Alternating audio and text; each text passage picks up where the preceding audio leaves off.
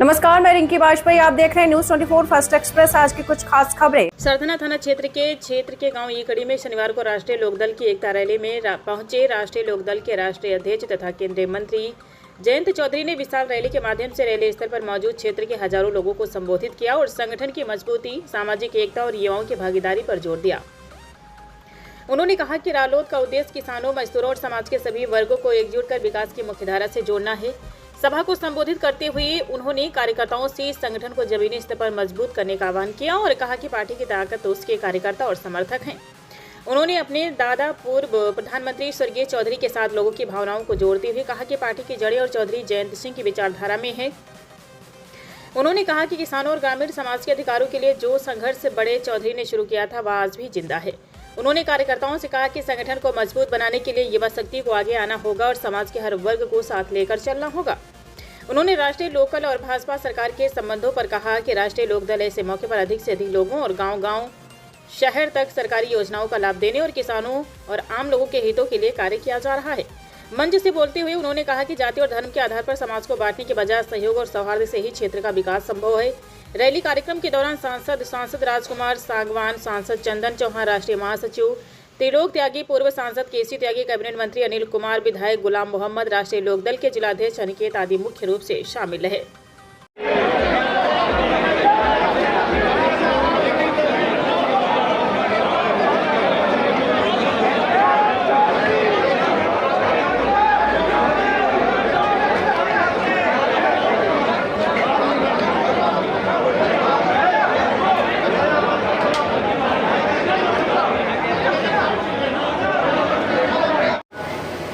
लहू बहाने का मौका अगर मिलेगा, अवसर मिलेगा तो अपने साथ यहाँ के काम करके रखते हैं, ये क्षेत्र भी रहता है।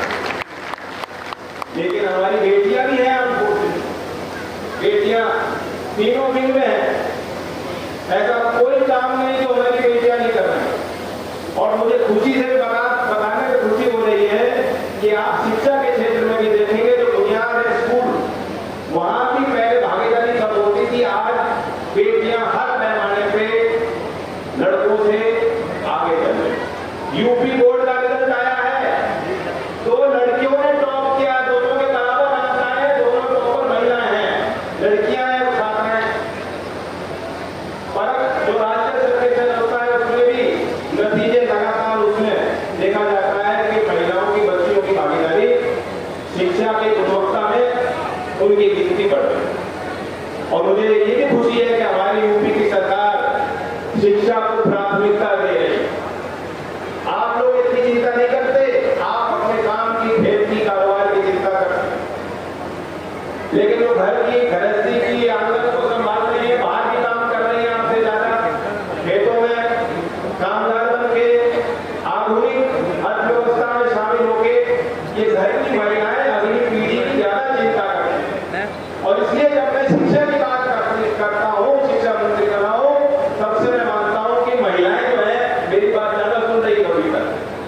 तो मैं बताना चाहता हूं हमारी राज्य सरकार भी अभी जो बजट पेश हुआ, 9 लाख करोड़ का बजट पेश हुआ। यूपी की तस्वीरें बदल रही। लहू बहाने का मौका अगर मिलेगा, अवसर मिलेगा तो अपने साथ यहाँ के काम करके रखते हैं, ये क्षेत्र भी रहता है।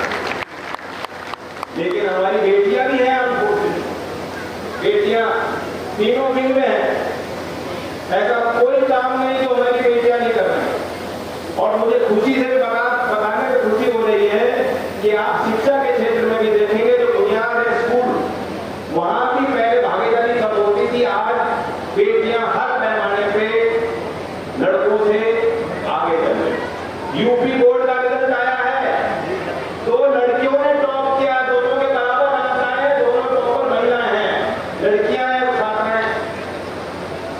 फर्क जो राज्य सर्वेक्षण होता है उसमें भी नतीजे लगातार उसमें देखा जाता है कि महिलाओं की, बच्चियों की भागीदारी शिक्षा की गुणवत्ता में उनकी गिनती बढ़ रही है।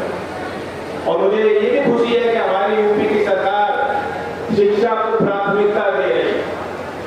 आप लोग इतनी चिंता नहीं करते, आप अपने काम की, खेत की, कारोबार की चिंता करते, लेकिन वो घर की, गृहस्थी की, आंगन को संभाल रही है, बाहर भी काम कर रही है आपसे ज्यादा।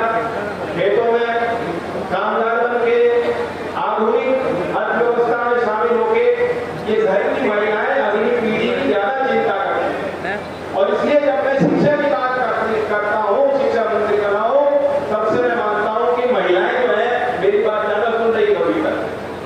मैं बताना चाहता हूँ, हमारी राज्य सरकार भी अभी जो बजट पेश हुआ 9 लाख करोड़ का बजट पेश हुआ।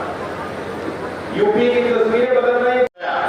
मैं भी युवा का राष्ट्रीय अध्यक्ष कहा कि आप लोग आराम से बैठे हो और किसानों पर इनकम टैक्स लगने जा रहा। हमारे 20 MP थे, हम जनता दल से अलग हुए थे। उन्होंने कहा कि मैं चिट्ठी लिख रहा हूं नरसिंह राव जी को, अगर किसानों पर इनकम टैक्स लगाओगे तो सरकार गिरा दूंगा। आज तक आप पर इनकम टैक्स नहीं लगा है। वो थे चौधरी अजीत सिंह जो आपके लिए काम करते रहे। इसलिए लोकदल सदैव आपकी लड़ाई लड़ता। हमारे सभी नेता जो स्टेज पर बैठे वो आपकी लड़ाई लड़ते हैं, वो किसी और की लड़ाई नहीं लड़ते, वो गांव की, गरीब की। और चौधरी चरण सिंह ने कहा था कि मैं उनके ऐसा दल बना रहा हूं जो आपकी लड़ाई लड़ेगा। उन्होंने लोकदल जयंत चौधरी और त्रिलोक त्यागी के लिए नहीं बनाया। जितने लोग आप बैठे हो आपके लिए दल बनाया, आपकी लड़ाई लड़ेंगे, आपके साथ खड़े रहेंगे और जयंत चौधरी सदैव आपके साथ खड़े हैं। उन्होंने चुनाव में कहा था कि 400 पार करना, तो एक दफे नहीं, अपने MLA को कहा, खूब सारे MLA, हमारे प्रदेश अध्यक्ष, मैं, हम सब गए और एक ही मांग थी, गन्ने का पेमेंट और दाम बढ़ाना। और मुख्यमंत्री जी ने भी हाउस में कहा कि लोकदल वाले लगातार मांग करते थे। ये 400 पार जो 400 हुआ है, ये इसके जनक चौधरी जयंत सिंह है। जयंत चौधरी ने 400 पार कराया। मुख्यमंत्री जी को भी धन्यवाद और आपको भी धन्यवाद।